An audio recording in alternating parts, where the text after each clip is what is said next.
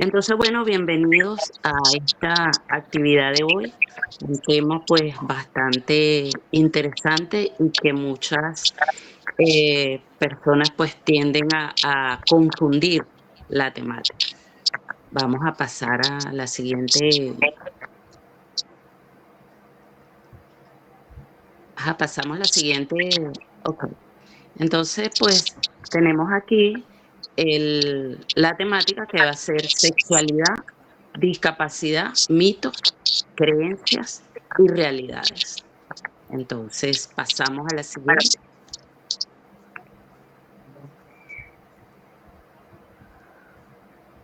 Fíjense que es importante cuando se va a hablar de estos temas en cuanto a sexualidad, es importante primero conocer ciertos términos porque muchas veces lo queremos confundir o confundimos una cosa con la otra, como es el caso de hablar de sexo, de género, de sexualidad, de identidad género, de orientación sexual y de conducta sexual, que fíjense que son términos que de alguna manera lo quieren relacionar con otro, pero lo que hacemos es una confusión allí.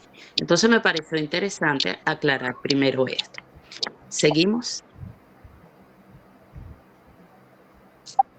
Ok. Entonces, primero que nada, vamos a entrar con definir lo que es sexo, lo cual se refiere al conjunto de características genéticas, biológicas y fisiológicas que van a definir aspectos en los seres humanos, como mujeres o como hombres. Y esto se adjudica de acuerdo con la morfología de nuestros genitales. En el caso de los hombres, pene y testículo. En el caso de mujeres, pues la vulva. ¿Ok? Y que además tiene legalmente nos van a identificar como varones y como hembras. Fíjense, ahí va a estar la primera diferencia cuando pasemos a la siguiente. Que fíjense lo que es género. Muchas veces queremos identificar ese género como el sexo. Y resulta que cuando hablamos de género, se refiere a los conceptos de las funciones, comportamientos, actividades y atributos que cada se considera apropiados en el caso de hombre y en el caso de mujer. Eso según la Organización Mundial de la Salud. Pero cuando hablamos de género, hablamos de masculino y hablamos de femenino, no hablamos de varón y hembra.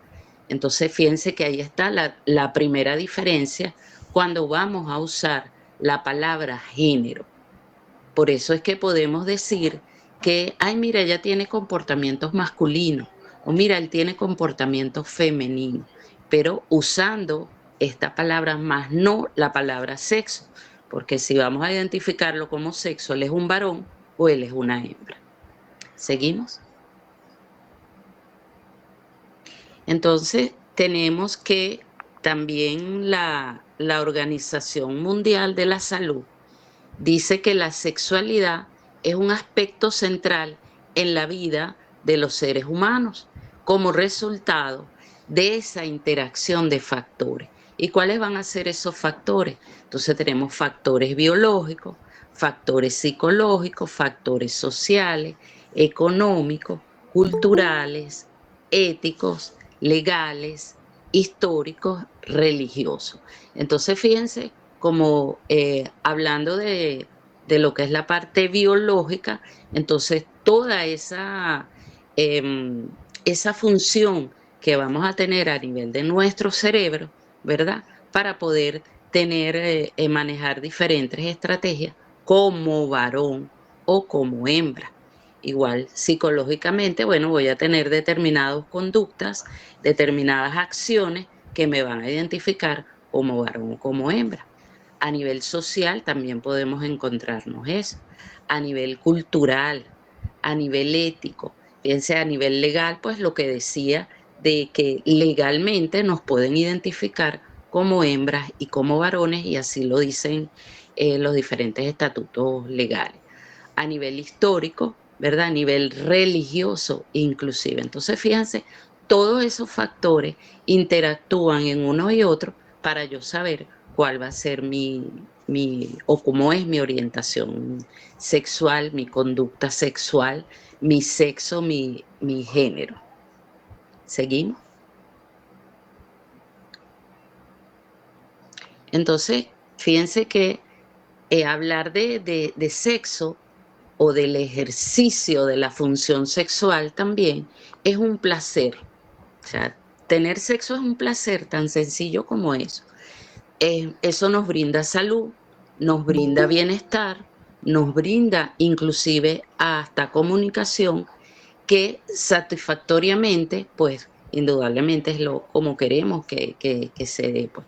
Ese ejercicio de la función sexual no tiene por qué ser obligado, ni porque él sea mi pareja y que vamos a tener sexo cuando él quiera, no es cuando los dos querramos tener sexo o aplicar ese ejercicio de la función sexual.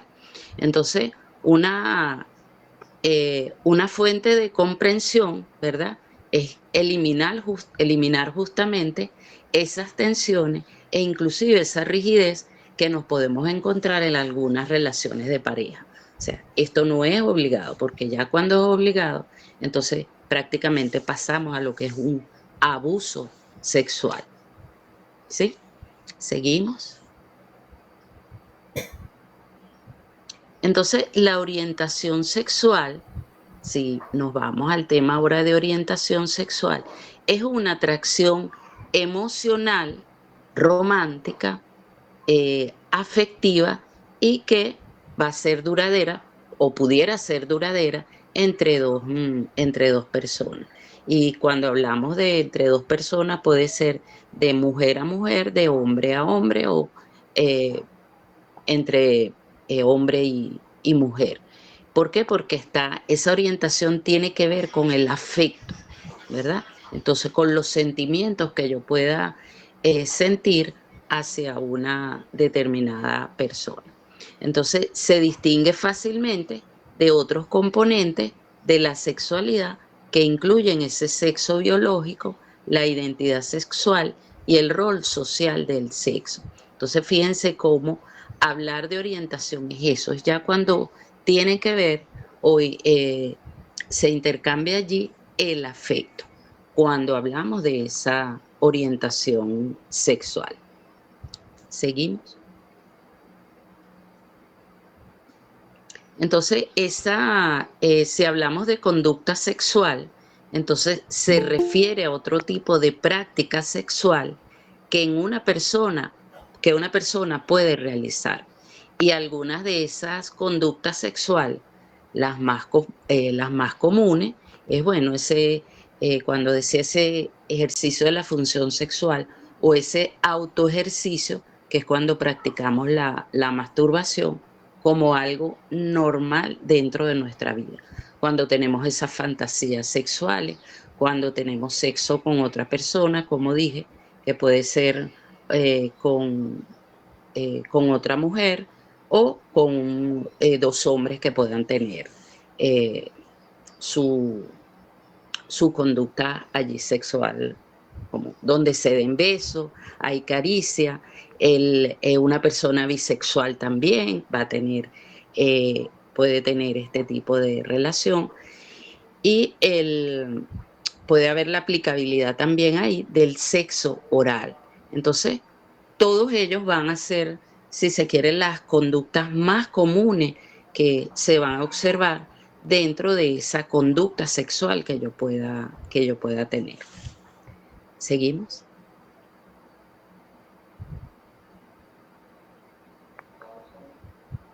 Gustavo.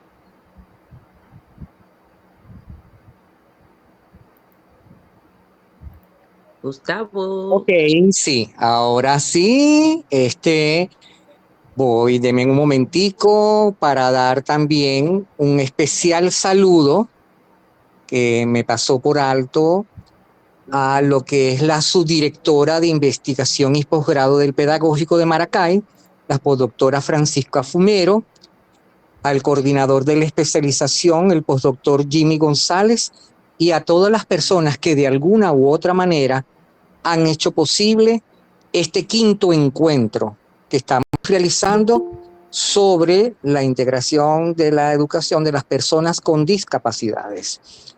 Aquí entramos en un tema que realmente creo que nos apasiona, las personas que estamos laborando dentro de esta especialización, los que nos formamos como docente en educación especial en Lupel y lo que tenemos una trayectoria trabajando en el mundo de lo que es la discapacidad. La discapacidad es muy amplia, es un término que tiene muchos significados, pero hay que resaltar algo muy, pero muy importante.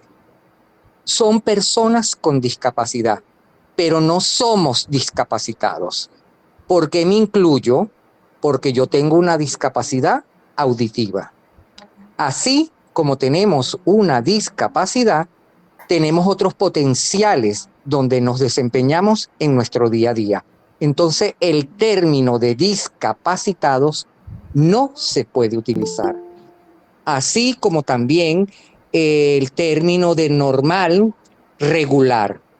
Eso no se puede emplear ya hoy en día.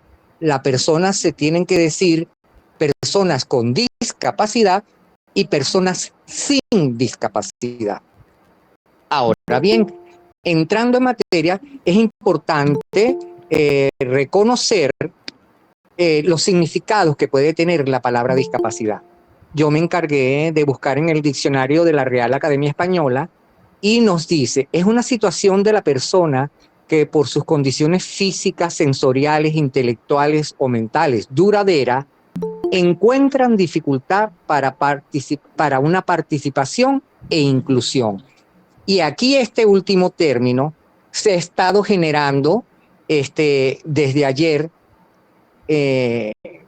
un conversatorio que en un futuro vamos a poder tratar, el término de integración e inclusión. ¿Qué sucede? El pedagógico forma a estudiantes en pregrado dentro de la modalidad de educación especial para las personas con discapacidad del desarrollo. En la especialización excelentemente llevada y coordinada por el postdoctor Jimmy González, se está enriqueciendo esos aprendizajes donde las personas van a salir con una clasificación de, la palabra lo dice, especialistas, porque están haciendo su especialización, que en un futuro pueden ingresar a hacer su doctorado. Ahora bien, la Organización Mundial de la Salud también tiene un concepto, el cual dice, cualquier restricción o impedimento de la capacidad de realizar una actividad en la forma o dentro del margen que se considera normal para el ser humano. Este concepto es mucho más fácil y más entendido, o sea, se tiene una discapacidad y que dependiendo del entorno donde estemos, se puede presentar un poquito más complejo a la hora de actuar o accionar la actividad que se está llevando a cabo. Cuando hablamos, que ya se dijo ayer y hoy se tocó en el primer concepto dictado por la Real Academia Española, que habla de inclusión, en un tiempo cuando estuve en el ejercicio de la praxis pedagógica dentro de las clases, enseñando en el ministerio, en las universidades, sí se conocen los dos términos, inclusión e integración. Tenemos entendido que la integración es ese proceso donde el estudiante se incorpora al sistema educativo, donde ingresa a un colegio porque puede estar en la calle o su papá por las diferentes condiciones sociales, emocionales, económicas, a lo mejor no estaba ingresado, entonces se integra al sistema educativo. En ese entonces se hablaba de inclusión cuando ese estudiante o escolar ingresaba ya, por decirlo, se unía a ese grupo de estudiantes, a sus compañeros, a sus docentes, se sentía perteneciente a ese grupo y por lo tanto ya era un proceso incluido dentro de toda esa praxis que lleva el docente dentro de su praxis pedagógica. No obstante, está viendo situaciones de cuál de los dos términos es el que es y el cuál no se está llevando o no debe ser. Eso es un tema para discutir posteriormente. Ahora, los que elaboramos dentro de la modalidad de educación especial, fíjense, el pedagógico nos forma, por supuesto, y nos forma porque somos la casa de los maestros. Y de ahí salimos muy bien preparados para trabajar y realizar nuestra praxis educativa dentro de los entornos en donde nosotros estemos. Pero también, independientemente, estos estudiantes que se están formando, que hoy en día le estamos dando clase, pero que en un día fui estudiante y lo hice, lo lógico es pensar que pasamos después a un campo laboral, o sea, ingresamos a un ministerio de educación para poder dar clases. Y yo siempre digo, eso lo mantengo, que hay un texto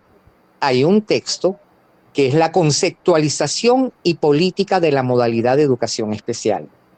Y ese texto considero yo que es la Biblia que tenemos nosotros, los que trabajamos en la modalidad de educación especial, porque nos instruye, nos guía, nos orienta y nos permite poder realizar algún tipo de conclusión o comparación acerca del mundo de lo que es la modalidad de educación especial. Y claro está que existen otras definiciones de discapacidad. Si nos metemos a internet van a encontrar muchísimas, pero debemos de recordar que tenemos un libro que debemos a lo que están ya dentro de un campo laboral, que ese nos guía y ahí está todo. Ahora bien, la siguiente lámina.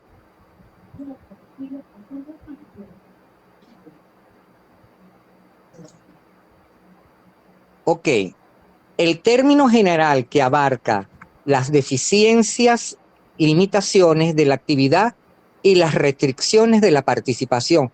Por supuesto, tengo una discapacidad, estoy en una acción, puedo realizar algún tipo de actividad, pero ojo, dependiendo de la discapacidad, me puede limitar o no. Las deficiencias siguientes.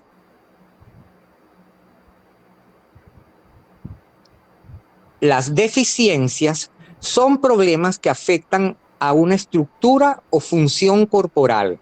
Por supuesto, es algo biológico. Lo que nos pueda o no estar pasando es biología, es orgánico. Las limitaciones de la actividad son las dificultades para ejecutar acciones o tareas, y las restricciones de la participación son problemas para participar en situaciones vitales. Entonces, fíjense, aquí hay que darle un valor muy, muy importante a esa parte emocional de la persona, a esa salud mental que puede tener la persona que presenta algún tipo de discapacidad.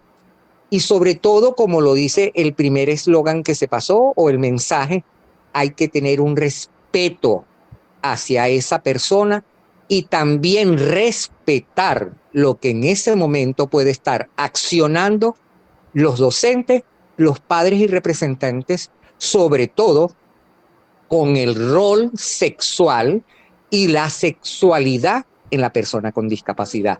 Siguiente.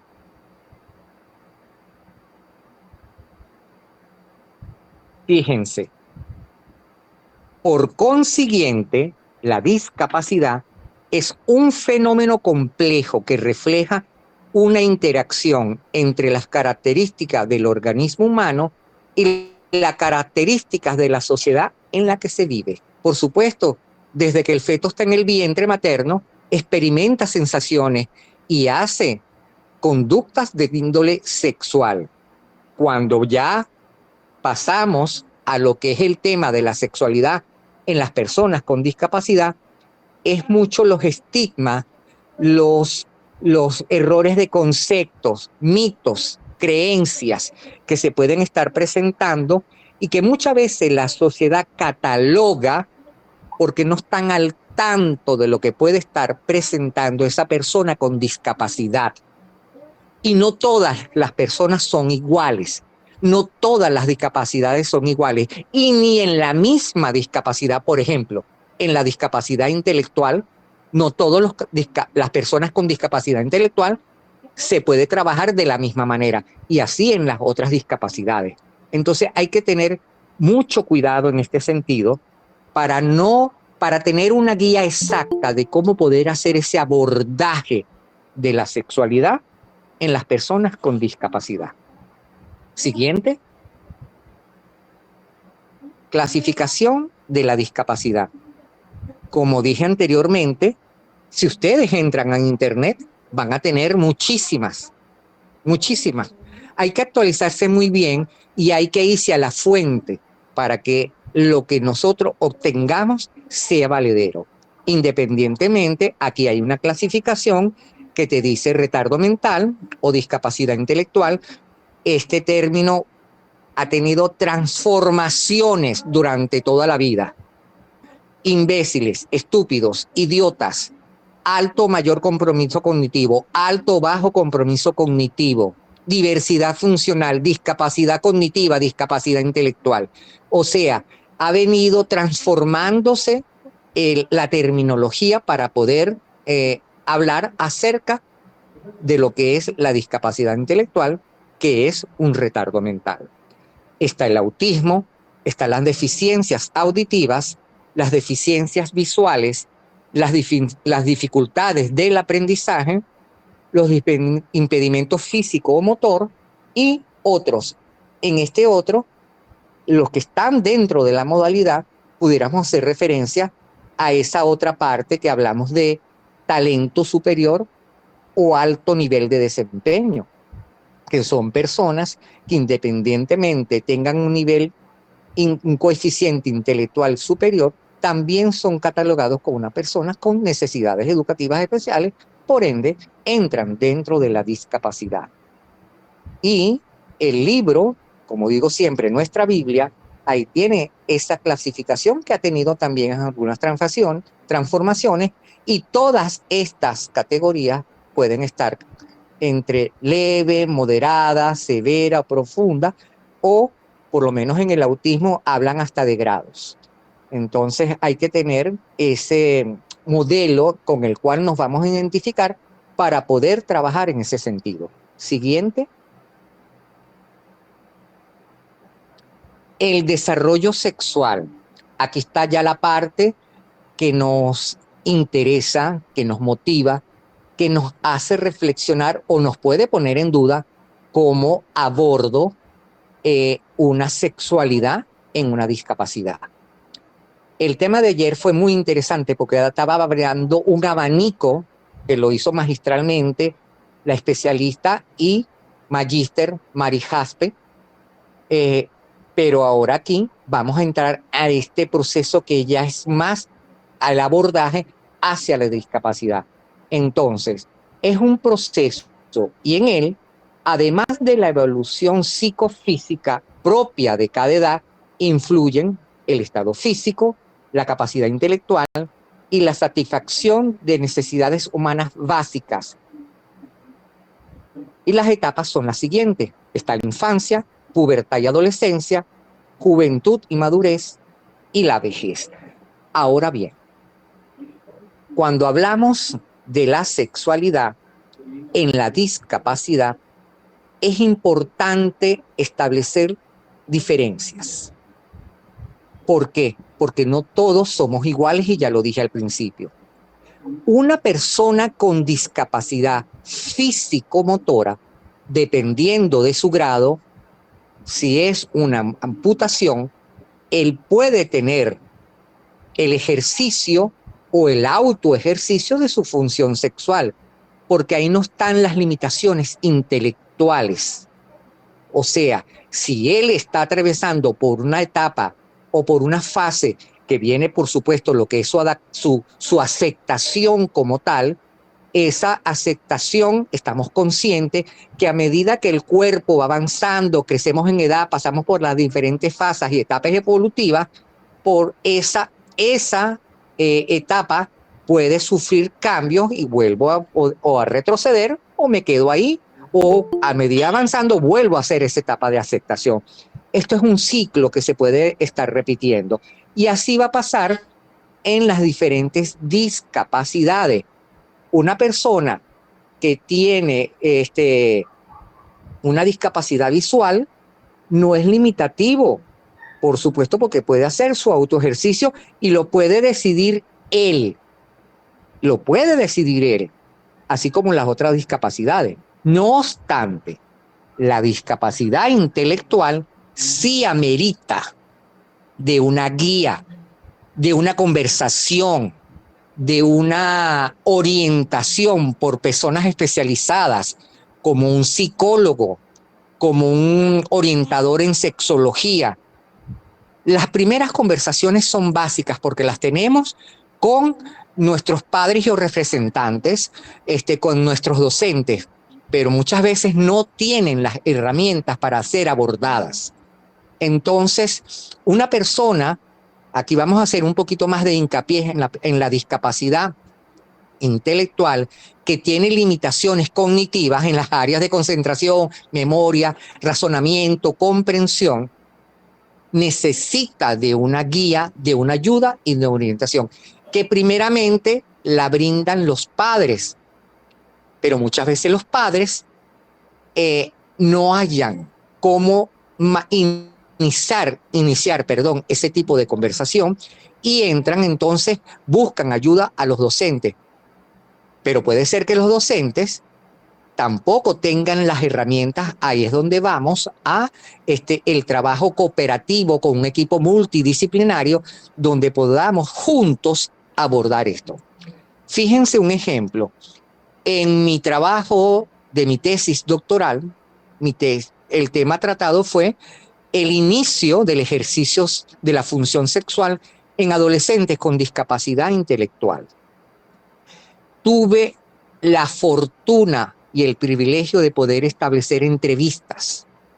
Y esas entrevistas fueron a los padres y representantes.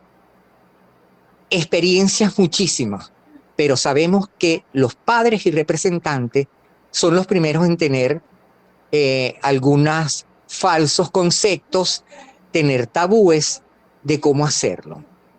Y en última instancia, también cohíben la acción de ese inicio sexual por temor, por no tener herramientas, por no saber.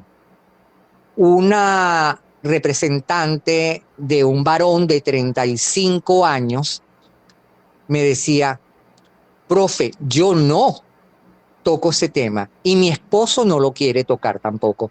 Le dimos esa obligación a nuestro hijo y el hijo decía que sí, que ese muchacho en su cuarto lo veía masturbándose y él lo dejaba tranquilo, porque era algo que él sentía que era algo que necesitaba el hermano, su desahogo. Y aquí tenemos que recordar que esto es piel, esto es biología, esto es la naturaleza.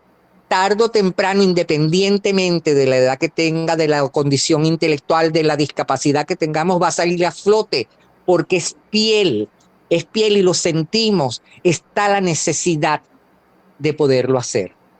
Él, en manera de broma, le decía a la mamá, lo único que te va a tocar a ti es tener que estar lavando las sábanas, porque ahí va a quedar el registro de lo que está haciendo. Así también hubo una mamá con unas gemelas que ella decía, no, profe, eso ni loco tocó ese tema. Es más, en esa casa eran mujeres, la mamá, las gemelas, una tía y la hija de la tía.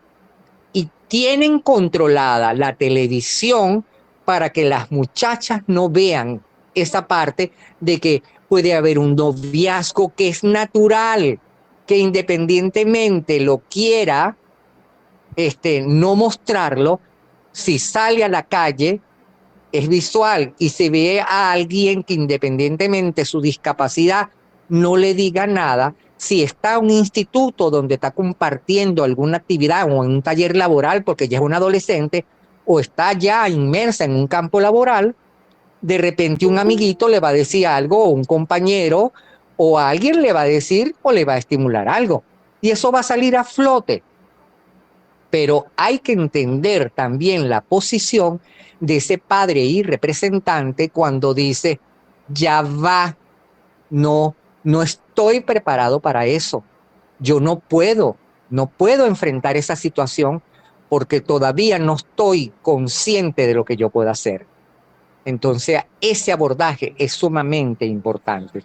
Siguiente. Ok, tenemos conducta sexual, mitos, creencias y realidades. Olvídense, no son niños, no son angelitos, no son unos seres que no pueden tener el derecho.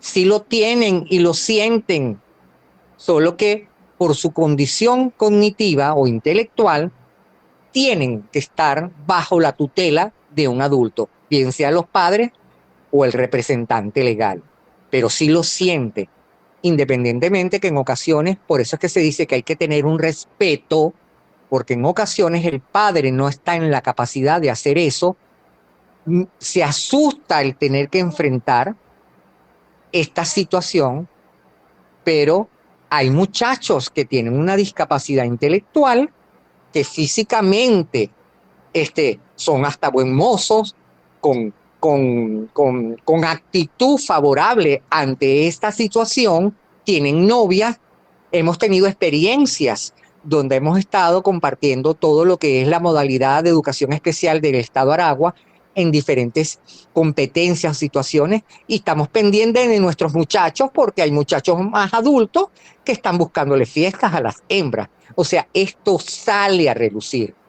Así como una vez tuvimos que hacer una intervención a una institución de servicio sexual, de trabajadoras sexuales, donde los adolescentes estaban vendiendo cosas de sus hogares para poder tener dinero e ir al disfrute de ese servicio sexual. Porque tuvimos que ir, no porque vayan a hacer casos y no los vayan a atender, mentira, eso no se va a lograr porque por supuesto hay una necesidad laboral, por decirlo de alguna manera, y ese es el ingreso de esas personas monetariamente. Pero sí por lo menos el tener una prevención ante el cuidado de las enfermedades sexuales, que sí nos interesaba mucho, hicimos ese hincapié. Los muchachos, por supuesto, hablaban mucho, que no lo atendían bien, que lo que hacían es lo único que pagaban, y resulta que lo que hacían era que los masturbaban y no los complacían, pero ya eso se escapa, por decirlo de nuestras manos como tal. Pero es para que vean que sí está, que sí se hace. Claro, los varones, por decirlo de alguna manera, tienen esa facilidad. Pueden ir a un centro de ese tipo o a un prostíbulo, vamos a llamarlo de esa manera, y hacer el ejercicio de la función sexual. Pero ¿y las hembras? No hay un lugar donde estén hombres que presten ese servicio, que vaya la muchacha a tener su desahogo, ¿verdad? No lo hay. Hubo una representante que me dijo, yo he buscado en el periódico, profe, yo he buscado en el periódico para conversar, a ver, pero son costosos. Los hombres son costosos. Por lo tanto, no he podido hacer eso. Sí tuve también el de una representante que sí llevó a su hijo. El papá no quería, ella fue la que lo llevó. Habló primero en el lugar, conversó con la mujer, le dijo que como era una persona que tenía una alimentación intelectual, prefería que fuera en nuestro espacio, que ella se encargaba del pago. Y por supuesto la mujer aceptó. Primero se tomaron un café para conocerse, la mamá los dejó solos, porque era un muchacho de 20 y pico, y después se fueron al hotel a tener ese ejercicio de la función sexual. Ahora bien, esto tiene que tener una conversación previa a lo que va a ser y una conversación después del hecho, porque puede pasar de que el muchacho quiera entonces hacerlo constantemente y eso es costoso. Entonces ahí es donde viene orientación por parte del psicólogo o de un terapista conductual a nivel de sexología. Eso es muy importante tenerlo. Entonces, los mitos impactan negativamente sobre la sexualidad de una persona con discapacidad. Se silencia, se invisibiliza la diversidad y se considera peligrosa e innecesaria la educación sexual. Por lo tanto, se evita y se reprime, limitando el pleno ejercicio de sus derechos sexuales y reproductivos. La Constitución nos, nos, nos permite, lo dice, el libre ejercicio de tu sexualidad. Pero caemos en esto, en que son los padres que por temor y por las diferentes condiciones que ya hemos dicho, este derecho se reprime. Hasta que no haya una conversación por un equipo en esas instituciones educativas donde ya estén los adolescentes, que se observe que están teniendo ese inicio o el autoejercicio, esto va a continuar siendo una tarea cuesta arriba. La sexualidad en la diversidad funcional genera pánico. La dificultad radica en el modo que tienen las personas mal llamadas sin discapacidad para enfrentar y construir la sexualidad en discapacidad. Aunque se escuche duro, es así. Somos personas con discapacidad y personas sin discapacidad.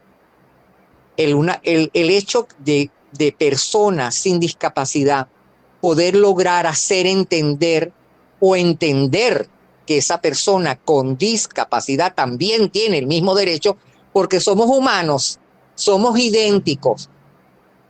Claro, cada quien con sus particularidades, pero funcionamos igual, independientemente que tengamos o no tengamos un retardo, que tengamos una discapacidad de las que hemos hablado, físicas, sensoriales, motoras.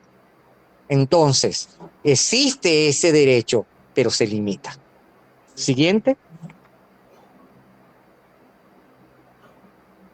Rótulos. No son hombres ni mujeres, son discapacitados. Por un lado la sexualidad del hombre, por otro lado la de la mujer, y como algo apartado de la persona con discapacidad, como una sexualidad que no es humana. Y eso lo vemos, ese es el día a día, eso lo sabemos. No le enseñes, no toquemos esto. Ay, ¿para qué se le va a enseñar si no va a hacer nada? Yo no sé por qué ustedes se empeñan los docentes en dar clases y ponerlos a hacer tareas de sexualidad, cuando estamos conscientes que ellos no van a hacer eso.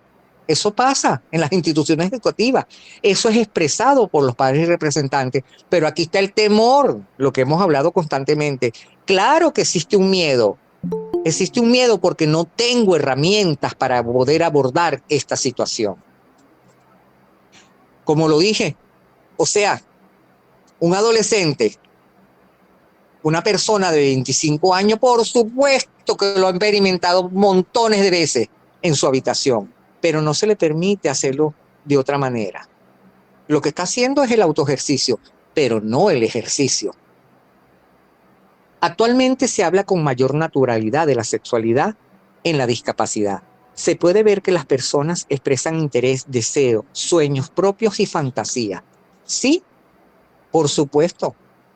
Una de las tesis que yo trabajé siendo tutor fue con una persona con discapacidad físico-motora. Un trabajo muy bonito porque la persona que hizo esa tesis tenía la discapacidad. Por supuesto, viene el proceso de duelo, de rechazo, de cómo me veo, cómo me ve mi pareja. Pero sí se logra, porque eso con ayuda, con orientación, se logra superar. Se logra el ejercicio pleno de la satisfacción sexual. Hemos visto muchos videos y en TikTok sale muchísimo, sobre todo cuando hubo las Olimpiadas, mucha gente que son amputadas pero tienen esos aparatos de metal y ellos hablaban de lo que era su sexualidad plena. O sea, que sí se logra, sí se satisface. He visto en la calle en las que vienen personas que tienen, vamos a emplear el término, no se expresan verbalmente, porque pueden tener, como se dice, una sordera. No sé si, no soy especialista en el área, me disculpan si no lo digo como es, pero ellos, tú los ves, son novios. Tú les puedes preguntar y te emiten sonido, porque muchas veces hay unos sonidos, ya iba a imitar el sonido. Hay sonidos que se logran entender y bueno, tienen su noviazgo también. Y tienen personas que tienen una discapacidad visual que también lo hacen. La dificultad, la limitación, el impedimento o la minusvalía está en la discapacidad intelectual. Que esto va a ser muy importante, el entorno familiar y la discapacidad que la persona puede tener. Si ese entorno familiar, bien sea que no es mamá y papá, pero hay un hermano, hay un primo, y es aceptada esa discapacidad como tal, por supuesto van a ser muchos los avances que se pueden lograr. Son seres sexuados, la realidad es igual a todos. Las personas con discapacidad no tienen un mundo diferente. Es impresionante que esta parte también puedan pensar que existe una clasificación como que si esa persona que está de frente a mí es un ser humano total diferente. O sea, que es un holograma, viene de otra parte, es extraterrestre. Por favor, señores, somos seres humanos iguales. Nos diferencia, como dijo la doctora Olga, el género, el sexo, pero somos iguales. Que tenemos una discapacidad, por supuesto, tenemos una capacidad. Y si esa persona con discapacidad acepta su condición, por supuesto que tiene una vida y un derecho y una sexualidad plena y satisfactoria. Siguiente. La sexualidad de las personas con discapacidad no es mejor ni peor que la de los demás, es la suya. Se expresa en su forma de vivirla y experimentarla, como lo dije anteriormente.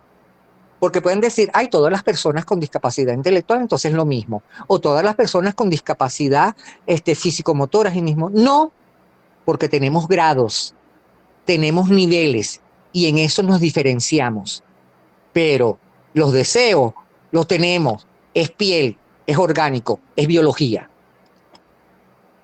Los mayores problemas provienen de la resistencia de los padres al enfrentarse con la sexualidad de los hijos. Ya esto lo hemos hablado, por supuesto, hay un miedo muy, muy grande, pero con una adecuada orientación y unas actividades y unos ejercicios se puede alcanzar. Eso lo va a tocar la doctora Olga Quintero después. Al excluirlos de su propio goce, se les discrimina. En consecuencia, se les excluye del gozo sexual y del goce de poder ser. La idea sería poder ser y hacer. Esto es lo más importante, que yo sé lo que debe hacer, pero mucho más importante es que yo lo pueda hacer. Entonces, esto es algo que nosotros debemos de tomar en consideración porque tenemos estudiantes, tenemos alumnos o tenemos algún familiar con alguna discapacidad. Pónganse en su lugar y vean lo que puede estar sintiendo esa persona y el derecho que se le puede o no está o no dejándolos ser como ellos quieren ser. Muchas gracias. Ahora le doy el pase para que continúe la doctora Olga Quintero.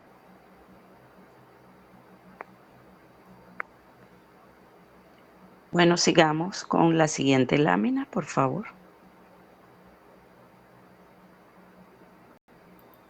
Ok, entonces hablemos ahora de uno de los puntos más importantes y que también sigue siendo negado por algunos padres en este caso, como es la educación sexual. Indiscutiblemente, todo lo que nos acaba de explicar el doctor Gustavo, pues indudablemente es así, pero no es que va a ser eh, sin tener la orientación de vida.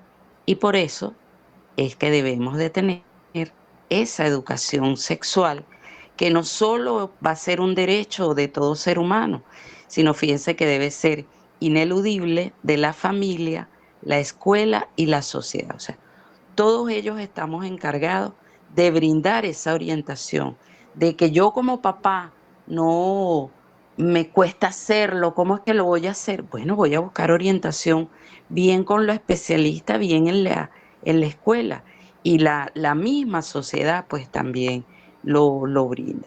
Entonces, esa educación especial en la orientación sexual tiene que tomar dos direcciones. Una dirección es indudablemente como padres buscar esa orientación y ellos como hijos, como estudiantes, también pues necesitan, requieren. O sea, yo me formo, yo manejo cómo voy yo a manejar la información y cómo se la voy a hacer llegar a ellos, ¿ok?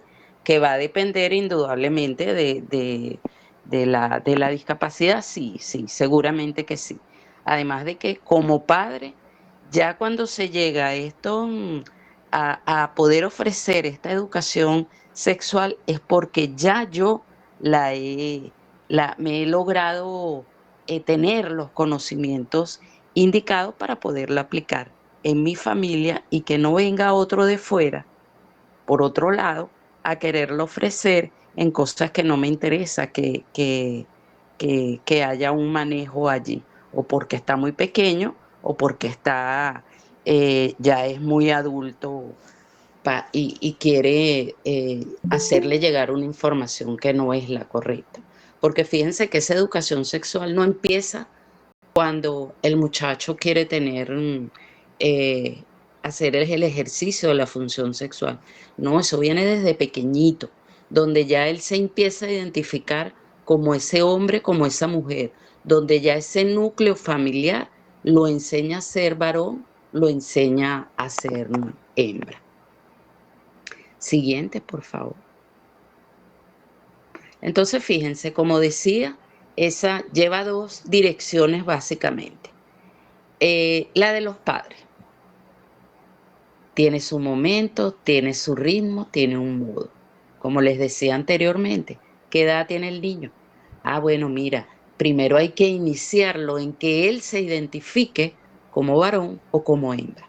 ¿Cuál es la ropa que tiene que vestir como varón y como hembra? Eso es parte de la educación sexual, ¿ves? No como de decir, no vamos porque es el momento, no, no. Para que cuando ya vaya a llegar el momento en que yo pueda eh, ejercer bien el autoejercicio o el ejercicio de la función sexual, pues ya, ya yo maneje cierta información, ¿verdad? Entonces, fíjense que se va a que primero, ajá, ya yo me identifico, ya se logró que el niño se identificara como varón o como hembra. Ajá, entonces ahora vamos a conocer todas las partes del cuerpo, ¿ok? Así como conozco que tienes aquí un brazo y que el brazo tiene la mano, pues así también tengo un pene y tengo unos testículos, tengo una vulva. ¿Qué sucede en la medida que yo vaya creciendo? ¿Qué le va a ir pasando a mi cuerpo?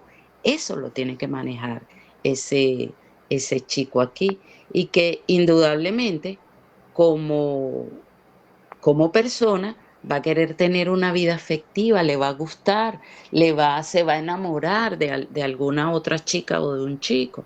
Entonces, hay que tener una comunicación allí con él, con ella, con en este caso el hijo. Una higiene sexual, porque esa chica puede tener la discapacidad que tenga, pero en un momento dado va a tener una menstruación. El muchacho va a tener erecciones ¿verdad? Entonces, vamos a trabajarlo, vamos a darle también esa higiene sexual, como es que tenemos que tener salud en ese aspecto también, siempre acompañada de los valores que yo pueda estar inculcando en mi familia, donde no a todo el que esté a mi alrededor, entonces yo lo voy a estar acariciando, lo voy a estar besando en la boca, voy a permitir que me toque. No, eso es parte de todo lo que tenemos que manejar de esa orientación sexual antes de llegar al ejercicio como lo he visto, pues. Esos momentos emocionales, que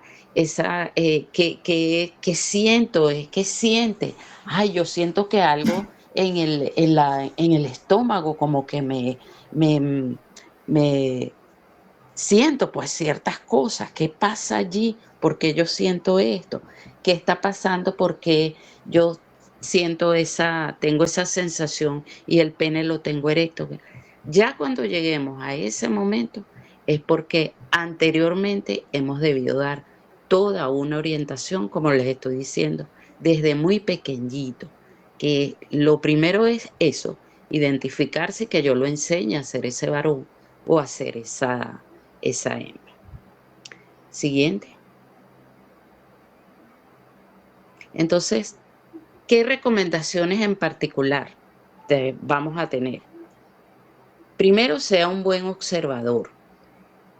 Como papá, como mamá, yo tengo ese niño las 24 horas del día allí, o esa persona. Entonces, debo de aprender a conocerla. ¿Qué son las cosas que le gustan? ¿Qué son las cosas que no le gustan? Y cómo él va conociendo su cuerpo y cómo se va aceptando en diferentes aspectos y cómo yo lo voy enseñando. Entonces, como padre, yo tengo que ser buen observador allí. Responda siempre de forma directa. No hagamos, no nos metamos por los caminos verdes, no nos metamos a estarle diciendo cosas como que es un bebé todavía. No, vamos a irle diciendo todo claramente como va sucediendo, todo lo que puede ir sucediendo en su cuerpo. Por supuesto, de una manera concreta, sencilla y siempre asertiva, ¿ok? Porque es nuestro hijo, lo estamos formando y no podemos decir que porque tiene su discapacidad, no, no va a llegar a adulto. No, no va a hacer, no va a poder hacer. No, claro que sí puede hacer, porque biológicamente está todo bien, está todo sano. Entonces, pues, debemos de conocerlos en ese aspecto y darle toda la información. Llame las cosas por su nombre. Imagínense los genitales, cuántos nombres no le dan, vamos a decirlo así, no le da la sociedad. Pero realmente es pene, testículo, vulva. De esa manera, así como está la mano no le inventamos nombre cualquier cantidad. No, no, no. La mano la llamamos mano. Los dedos los llamamos dedos. Entonces, de la misma manera, deben de ser los genitales, llamarlo por su nombre. Hable siempre con la verdad. O sea, no es inventarle situaciones porque realmente no estamos beneficiando la salud mental de nuestro hijo. Entonces, una persona más que tenemos allí alrededor y tiene sus derechos y tiene que saber qué es lo que está pasando. Y de esa manera, pues fomentarle todos los valores que tenemos que fomentarle. Hay que respetar a las niñas, hay que respetarse mutuamente, ¿verdad? Entonces, eso como ejemplo de todos los valores que debemos de manejar con ellos, no cuando están ya adolescentes o adultos, no, eso se va manejando desde pequeñito, ya lo vamos enseñando a todo eso. Entonces, por eso tenemos que actuar de manera coherente y consciente de que, mira, todo lo que yo me pueda informar acerca de la discapacidad que está teniendo mi hijo. Y eso no es del momento cuando va a llegar a, a, a esa iniciación del autoejercicio o del ejercicio de la función sexual. Eso tiene su etapa de desarrollo en que ya eso se inicia. Entonces, ya debe de haberse preparado con anticipación. Yo primero como madre, como padre, mira, hay cualquier cantidad de especialistas que manejan este tema y que me pueden preparar para eso. Hay cualquier cantidad de lectura que yo puedo hacer. ¿Que tengo muchas interrogantes? Sí, claro. Y por eso también necesito ese apoyo. Pero quien conoce más a su hijo son ustedes los padres. Y por supuesto todo hacerlo con la empatía que se requiera, porque el hecho de que se esté en su autoejercicio de la función sexual es que le vamos a gritar porque está haciendo algo malo en la vida. No, señor, eso es parte de ese sentir que tenemos todos los seres humanos. Que no se puede estar haciendo en todo espacio. Ah, ok, eso es otra cosa. No vamos a enseñarle que es en su cuarto, que es en su baño, en ese espacio donde tenga privacidad, porque eso lo manejamos, somos nosotros nada más. Eso no tiene por qué, es que es en la escuela, es en cualquier lugar, no. Y eso se va enseñando y ellos pueden lograr aprenderlo. Siguiente.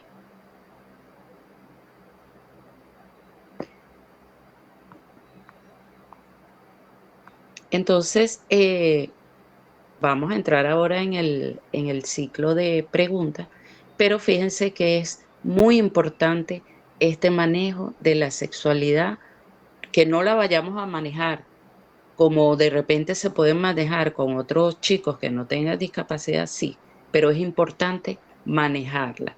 Y la recomendación primera es tener nosotros como padres, como adultos, todo el conocimiento y que tengamos que tener al lado, tener cuidado con todos esos familiares, inclusive vecinos, de que no, eh, de que vayan a convertir todo esto en un abuso sexual. Entonces, eso sí tenemos que tener mucho cuidado. Doctor Gustavo.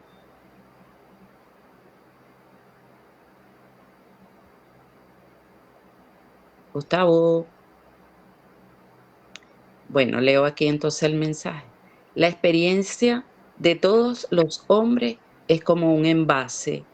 Dentro del mismo hay personas que aman, que sufren, que piensan y que quieren ser amadas. Y eso es lo principal, que esté delante de todo ello ese afecto. Y cuando necesitemos aplicar autoridad, aplicamos autoridad, pero acompañada de mucho afecto. Gracias, Gustavo. Bueno, gracias, Olga. Realmente yo sé que quería para leer el mensaje final, pero no, amiga. Ese tipo de letra ni con lentes lo estaba viendo bien. Entonces, por eso no lo traté, volteé el teléfono, lo amplié, pero no, las letras se me distorsionaron, entonces no lo pude leer. Gracias por acompañarme en este camino.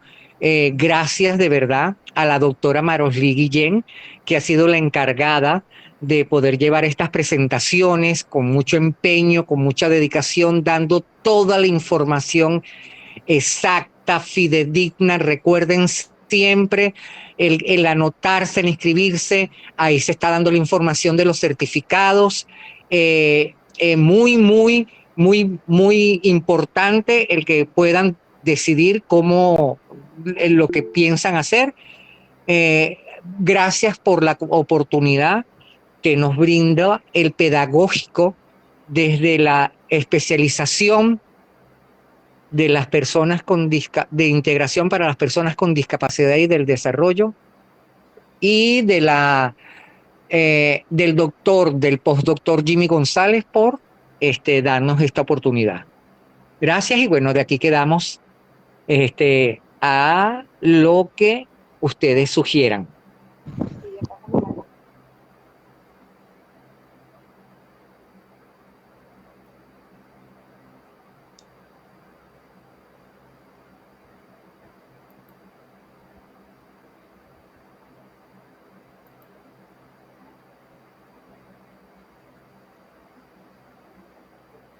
Saludos cordiales, tengan todos.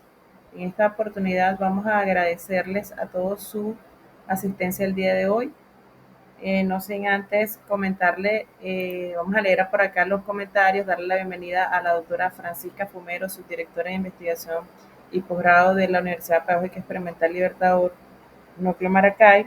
También tenemos por acá a la doctora Fátima Baptista, coordinadora del doctorado en educación de la Universidad Pedagógica Experimental Libertador, Núcleo Maracay.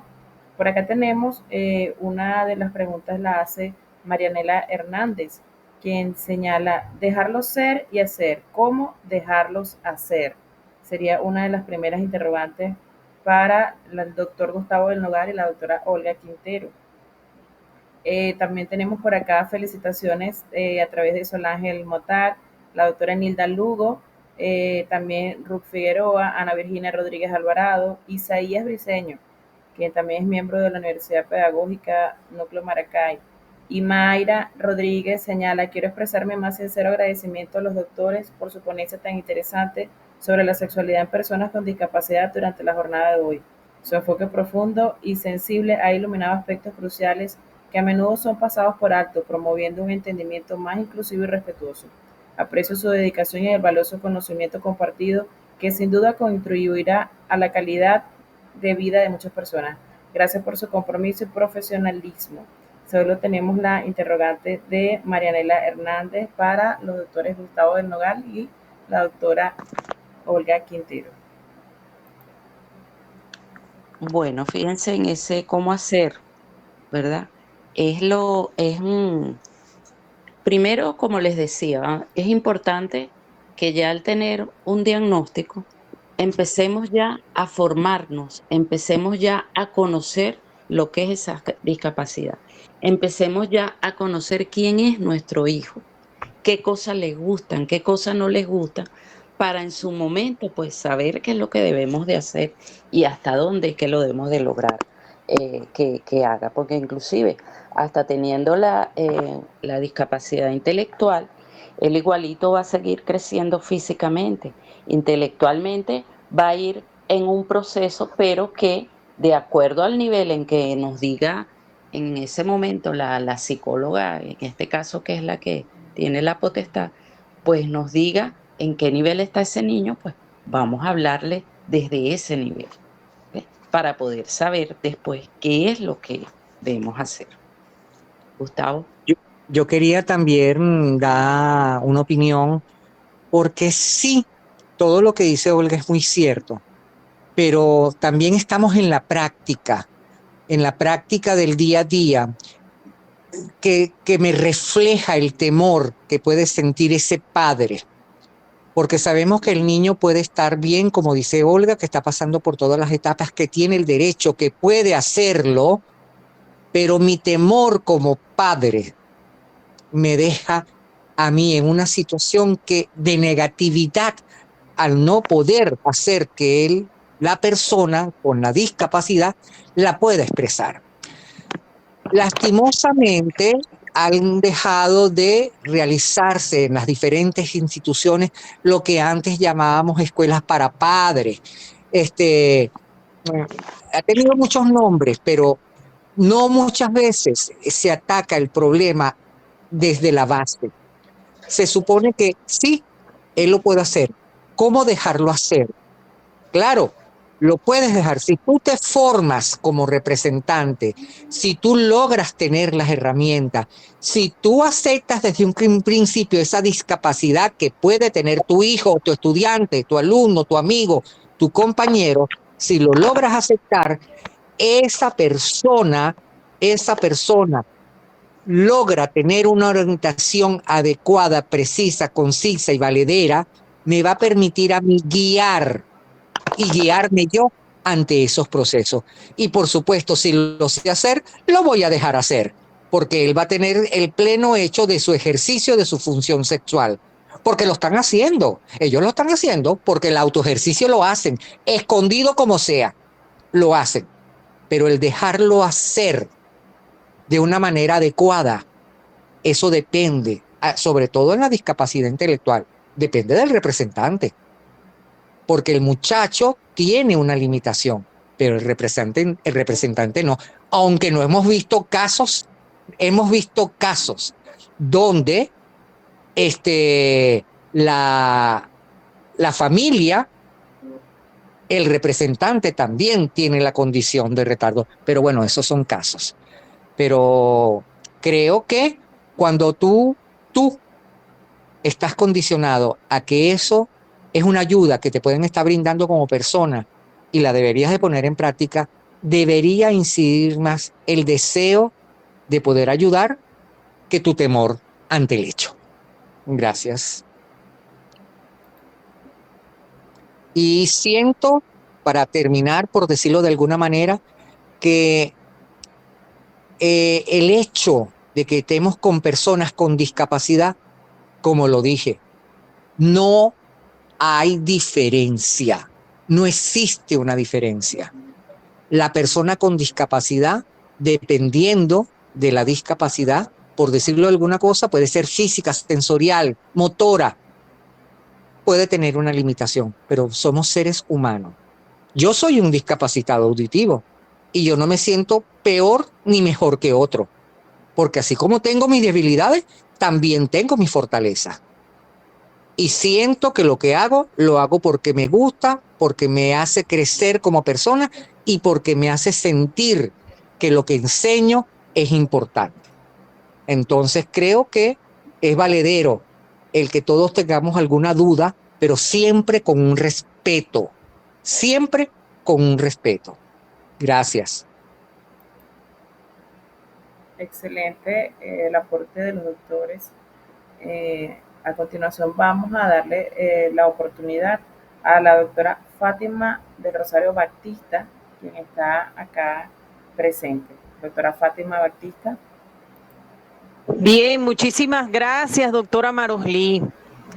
Segundo día de jornada, de verdad una jornada extraordinaria, y quiero brindarle un sincero y emotivo agradecimiento a la magíster Mari Carmen Jaspe por esa espontánea, sencilla y asertiva presentación que realizó en la noche de hoy a los ponentes, a la doctora Olga Quintero y el doctor Gustavo del Nogal. Quiero también hacer extensivas las felicitaciones a la doctora Olga Quintero porque desplegó pedagógicamente la tribuna visibilizadora con esa dupla que realizó con el doctor Gustavo desde el punto de vista psicológico y teórico para la presentación de este maravilloso martes 26 de noviembre. Y a Gustavo, bueno, al doctor Gustavo Germán del Nogal Díaz, quiero de verdad felicitarle esa magistral presentación con una hilaridad, cohesión, respeto. Yo siento que el valor más apropiado en la presentación de hoy es ese respeto, sobre todo desde las orientaciones dinamizadoras, desde el punto de vista pedagógico y de la orientación educativa para las constelaciones familiares, porque quedó claro desde un punto de vista bien pedagógico, desde un tono, desde el punto de vista psicológico, que la educación sexual en el ámbito de la discapacidad intelectual debería ser imprescindible. Yo voy a tomar cada punto que desarrollaron los ponentes hoy desde el punto de vista cuando ellos encienden las alarmas para evitar todo tipo de riesgo. Esta ponencia es una ponencia realmente puntual porque son esas personas con un menor grado de conciencia sobre los riesgos del abuso sexual. Y es ahí donde los ponentes del día de hoy prenden las alarmas y hacen el llamado de atención para llegar a tener más necesidades de apoyo. Históricamente, como bien lo desarrolló el doctor Gustavo del Nogal, las conductas sexuales de las personas con discapacidad intelectual han sido negadas y doblegadas a una eterna estigmatización. Eso nosotros lo sabemos. En esa estigmatización incluso han sido valoradas como actos no aptos para la libre expresión de sus experiencias sexuales. Y en esa misma línea y en ese mismo tenor, como lo expresó el doctor Gustavo, se puede decir que dentro de la discapacidad intelectual la sexualidad ha sido discriminada, olvidada y estando hasta tanto señaladas por conductas negativas, mitos, estereotipos y falsas creencias, sin ninguna base científica. Por eso este mismo año presentó su tesis doctoral con un tenor bien científico sobre todo lo que se ha expuesto en la noche de hoy. Todo ello es llevado a cohibir el derecho a la libre expresión de la sexualidad. Y lo que se quiere es valorar esa discapacidad y la sexualidad sin un tabú clínico. Y yo creo que desde un punto de vista evitar la parte cínica de todo esto. ¿Por qué?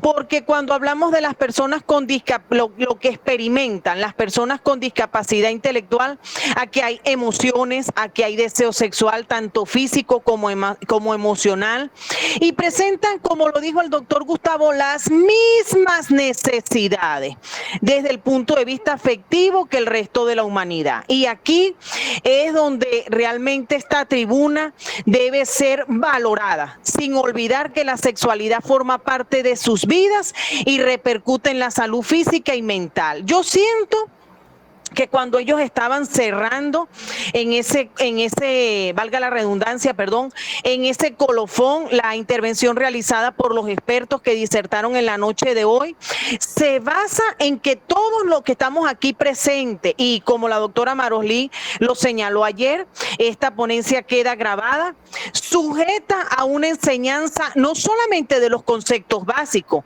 sino unas pautas que debemos seguir en la actuación y en los hábitos de higiene adecuados, así como la formación de métodos anticonceptivos, una precaución a las enfermedades de transmisión sexual. Es decir, que como equipo, todos nosotros tenemos hoy que adentrarnos en una campaña, centrarnos en trabajar en habilidades para situar esa presión sexual a la que ellos están expuestos, conocer cuáles son esas acciones que son consideradas desde el punto de vista de abuso sexual y ese empoderamiento a no llevar prácticas que ellos no deseen. Ahí es donde nosotros tenemos que liderar acciones, a esas prácticas que ellos no desean. Entonces ahí, como equipo, nosotros debemos situar la atención a que esa presión sexual no los demarque. Yo siento que es una ponencia bien importante la de la noche de hoy. Lo felicito a la doctora Marosly, al doctor Gustavo, a la magíster Mari Carmen Jaspe y a la postdoctora Olga Quintero. Realmente unas felicitaciones de corazón por colocar una tribuna visibilizadora que repercute en la salud física y mental. Mis felicitaciones. Bueno, muchísimas gracias, doctora. Estamos para seguir pues en esta divulgación de todo este tema que realmente lo requieren muchos padres. Así es, gracias por tus palabras. Hacen, porque le llegan a uno, por supuesto, hasta dentro.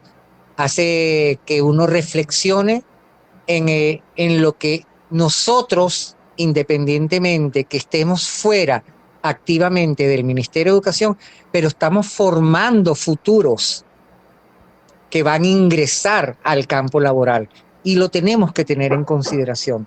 Gracias de verdad por tus merecidas palabras. Agradecida por las palabras la doctora Fátima Batista.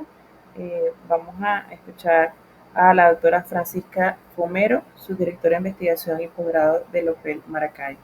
Doctora Francisca Fumero. Muchísimas gracias, mi querida Marosly.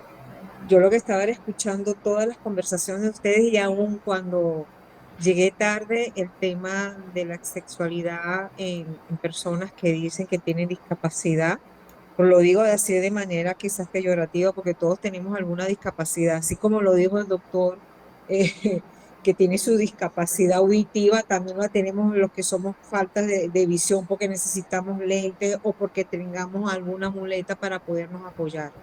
Por eso que yo siempre he criticado y lo he dicho de manera reiterativa, que ya no es hablar de inclusión, sino la integración que debemos tener todos los seres humanos para sentirnos que como seres humanos necesitamos, tenemos deseos, tenemos la capacidad para saber en este caso de aceptar o rechazar.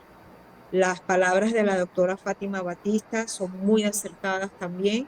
sobre todo en este mundo en donde todo lo que hemos escuchado, visto y demás, lo que bien pudo haber hecho el hombre para beneficiarnos, otros lo hacen para mal, sin contar con todas las, digamos, bajezas que ciertos seres humanos tienen, no solamente contra aquellas personas con esos tipos de discapacidad, repito, todos podemos tener otros, sino que todos estamos, como se dice, a merced de saber que cualquiera puede afectarnos, nos puede dañar, sobre todo cuando necesitamos protegernos unos a otros, y más a estos jóvenes, a estas personas que con esa discapacidad intelectual o cualquier otra que pueden ellos también tener, son los más vulnerables ante esta situación. Y esa vulnerabilidad es posible, digamos, disminuirla si todos pensamos en una sola voz y sobre todo respetar los derechos de los seres humanos, a tener sus propios deseos,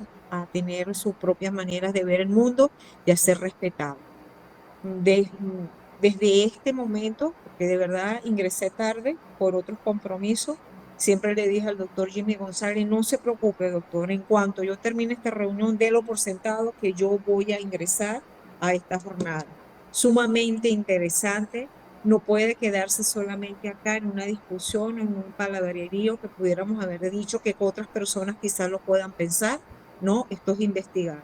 Aquí hay una pasión, aquí hay un dolor, pero también hay un amor para que todo lo que nosotros aprendemos y nos hacemos expertos en el área, también nos puedan dar la oportunidad de ser escuchados. Felicitaciones a todos ustedes y bueno, continúa esta fiesta porque ahora es cuando, ya quiero que mañana, si mal no recuerdo, hay otra intervención, pues también estaré allí nomás dada para poderlos escuchar y celebrar esta fiesta académica en donde todos tenemos derecho de conocer y, ¿por qué no?, aprender, porque no todos lo sabemos. Muy agradecida por aceptarme estar presente acá y bueno, continúa esta jornada, porque de verdad felicito a todas estas personas que han dispuesto de su tiempo y de sus ganas de dar la divulgación para que todos conozcamos esta realidad que no escapa de ninguno de nosotros.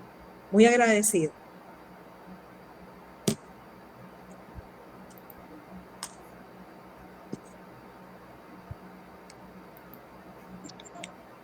Bueno, quisiera decir gracias a la doctora Francisca Fumero, porque todos sabemos lo que elaboramos en el pedagógico, las diferentes funciones que ella realiza. Esa mujer es guerrera, muy poco tiempo para descansar, pero sus palabras siempre, siempre muy elocuentes, muy estimulantes, muy fortalecientes de lo que es el desempeño, de lo que cada uno de nosotros está realizando. Gracias de verdad, de corazón, por sus excelentes palabras de estímulo y fortalecimiento, doctora.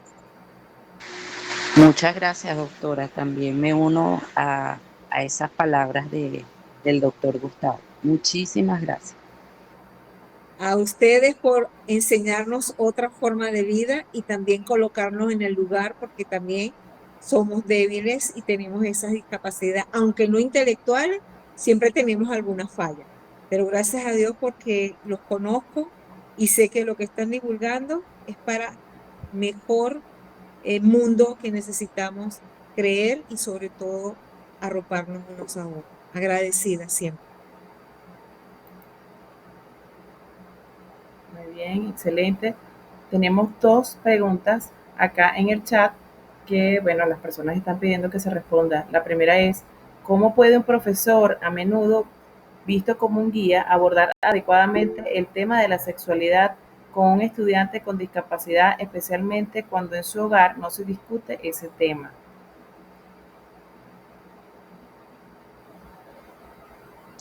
Bueno, déjame yo primeramente tomar la palabra aquí. No sé si Olga tiene otra explicación también.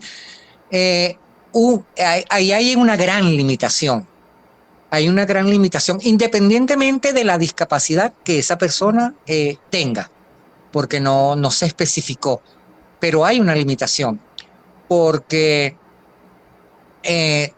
todos vivimos en un núcleo familiar, todos pertenecemos a una familia. se supone que la familia es la cédula, ¿verdad?, fundamental de la sociedad, donde todos emergemos, donde todos nos reunimos, donde todos compartimos experiencias positivas o negativas. Y si en mi hogar, por decirlo de alguna manera, no me están escuchando mi necesidad, ese hogar debe ser intervenido. Cuando yo digo intervenido es que esa situación por algún miembro del hogar, si esa persona está dentro de una institución educativa, porque existen instituciones educativas, vamos a ponerlas regular, que también hay niños inmersos o personas con algún tipo de discapacidad, pero existe un equipo. Si algún miembro de ese equipo puede abordar al grupo de especialistas que trabajan en la institución debe darle solución primeramente, si tiene a los miembros del equipo, de poder brindar orientación a esa persona. Si estamos hablando de un adulto y vamos a suponer que no es una discapacidad intelectual, sino otro tipo de discapacidad, ese mismo adulto debería de recurrir a pedir ayuda, porque ya él está intelectualmente capaz de poder expresar lo que está pasando con él. Y él mismo debe de pedir ayuda. Cuando digo ayuda es orientación, por supuesto. Pero en las instituciones educativas se debe de brindar una solución primaria. En educación especial tenemos el privilegio que los que laboramos en educación especial siempre hacemos diferente. Desde que iniciamos nuestra labor educativa estamos haciendo adaptaciones curriculares. Y entre esas educaciones curriculares también contamos con un equipo que nos apoya. Y además del equipo que nos apoya, también tenemos unas líneas estratégicas de acción que nos permiten buscar ayuda dentro de las mismas instituciones educativas de educación especial, de educación regular y de entes gubernamentales y no gubernamentales. Pero de alguna manera yo debo de orientar a esa persona que está teniendo esa limitación. Fíjense que también es importante, pues, hacer efectiva esa escuela para padres y hacer efectiva todas esas reuniones con algún otro especialista para nosotros, para los docentes, para que también, pues, en un momento dado que pueda pasar esto que nos está expresando la participante, pues, indudablemente pueda saber qué hacer. Pero si están ya inmersos en lo que es educación especial, parte de las actividades tiene que ser necesariamente esa escuela para padres, ¿eh? Porque no solamente es abordar esta parte de la sexualidad, sino otras conductas que puede presentar nuestro hijo, pues.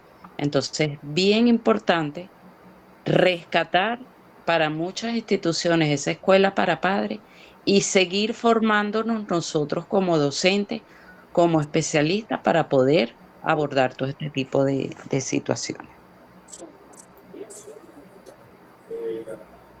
Excelente. Dicha pregunta la realizó Sofía Martínez. La otra pregunta la desarrolla o la realiza Brian Tortolero y él quisiera saber a qué se refiere el temor de las personas con discapacidad. Ok, Brian, fíjate, vamos a ponértelo bien sencillito. Una persona con discapacidad que no sea intelectual, ella hace el ejercicio de su función sexual. Como lo dije en un ejemplo, estos atletas que tienen ambas piernas mutiladas o amputadas, mejor dicho, ellos expresan que su función sexual es satisfactoria y plena. Pero vamos a ponerlo a nivel de discapacidad intelectual. ¿Por qué está así? ¿Por qué depende? Porque hay una disminución de lo que son las áreas cognitivas. Recuerda, memoria, atención, comprensión, razonamiento, capacidad de observación, senso, percepción. Todas esas áreas están comprometidas porque tiene, vamos a llamarlo coloquialmente, tiene retardo mental. Y si tiene retardo mental, esa capacidad de análisis para poder relacionarse de alguna manera socialmente, que pueda hacer el ejercicio de su función sexual, la tiene limitada. Le toca es al padre y o representante hacer valer ese derecho, pero el padre y representante tiene miedo. ¿Por qué tiene miedo? Porque sabe las capacidades o las limitaciones que tiene ese muchacho y le da el temor de iniciar algo que después no pueda cerrar ese ciclo. Como lo dije anteriormente, el muchacho que fue llevado a un prostíbulo donde se vio con la trabajadora sexual en un café donde compartieron y después se fueron al hotel a hacer el pleno ejercicio, por supuesto, quedó fascinado. Supo, porque su nivel de retardo no era ni severo ni moderado, era leve y por lo tanto pudo comprender las explicaciones de la mamá, donde no era su novia y que iba a ejercer ese ejercicio de la sexualidad. Pero independientemente, por supuesto, salió satisfecho, salió emocionado y una semana después quería volverlo a hacer. Y papá, como se dice, esto no hay para hacerlo semanalmente. Entonces hay mucha de esa brecha donde está el temor que puedan abrir ese ciclo y no lo puedan cerrar. Ahí es donde está el temor de esos padres en cercenar, por decirlo de alguna manera, el derecho a la sexualidad del discapacitado. Sí, fíjense que además de también agregar de que indudablemente como padre voy a tener muchos temores y no solamente con un hijo con discapacidad, como padre normal, pues, perdón, sin incluir la palabra normal, tengo temores en lo que es la crianza de mi hijo, porque en ninguna parte nos enseñan a ser papá y mamá. Eso lo aprendemos con ellos mismos. Mas, sin embargo, hoy día cualquier cantidad de información que podemos, donde podemos abordar de estos temas, cómo los debemos de trabajar, de que yo como mamá pues pueda tener esa ayuda donde yo exprese mis temores, ¿verdad? Para lograr, pues, indudablemente mejorar todo esto. Excelente. Vamos a leer acá un aporte de Ana Virginia Rodríguez Alvarado.